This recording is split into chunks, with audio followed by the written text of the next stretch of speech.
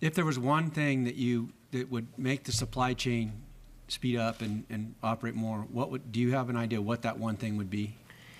I think most of the stakeholders that we've heard from agreed that it's getting containers off the ports, finding excess space either in the port complexes or outside the complexes where you could temporarily store or transfer containers so that you could create more velocity in the system at the ports.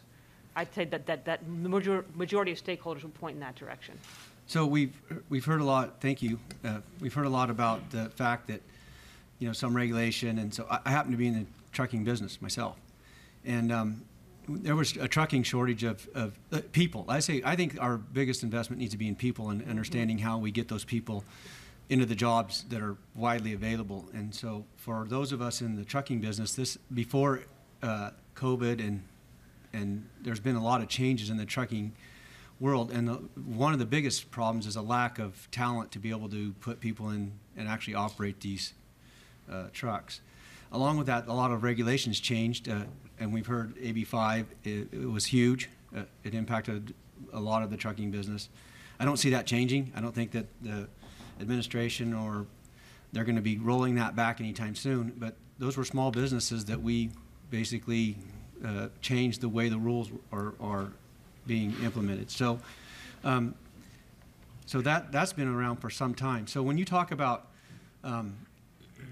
implementing, CDL licenses easier or quicker, I mean, there's a lot of reasons that we have the laws that we have. I mean, you're going to add weight to a truck, and then you're going to put a novice, somebody who is not experienced as much as some in a truck that's now got even more weight on it. I mean, I think that's a recipe for putting some danger on the road, and also to the fact that we have an infrastructure that's set up for typically an 80,000 pound GVW, unless you spread it out over a longer length of axles.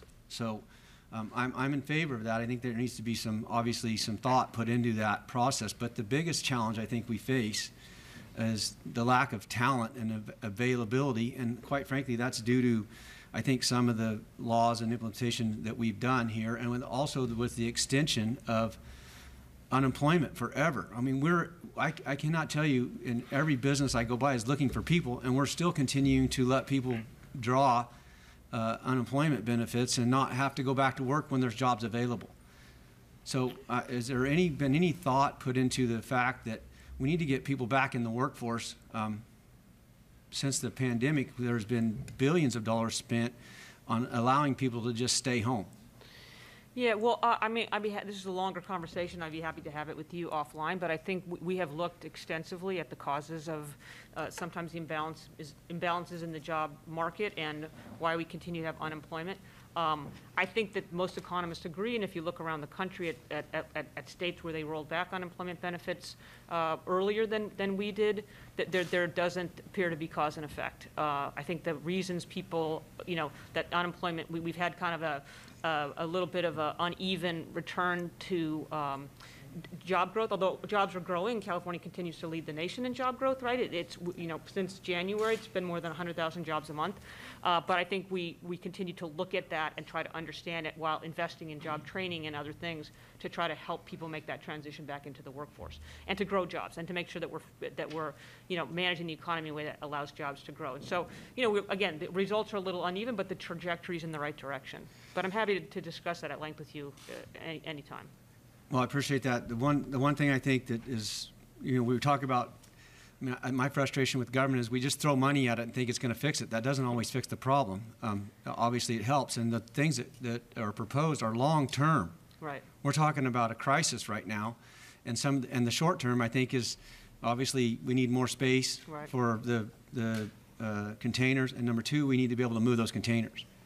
The real shortage is 30,000 truck drivers in California alone, and I think it's like 1 million nationwide that we're short, and that's not going to get fixed either over a quick time. Right. Even though the rates are going up, we're paying top dollar for qualified drivers. Right. That is one of the, for sure, one of the choke points in the system. We have a lot of ideas for how to invest it over the longer term.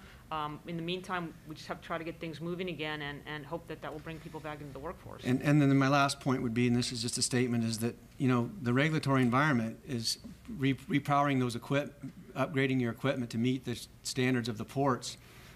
Is not just for small business, for large business is a huge impact. And some of the technologies are, I mean, when I looked at the executive order and it's talking about 1,000 dryage trucks, you can't even buy those today. They're not even available. If you had them sitting there, they're not, you can't go to the lot and pick those up. So these are long-term Right. Solutions to, we need a short-term fix for right now. And that, I agree with most of what you've heard, is that obviously the other ports, number one. Number two, being able to not, at the expense of the environment, change all the rules, but for the short term, we need some relief so that we can actually get the supply chain and then do the long-term fix. Thank you.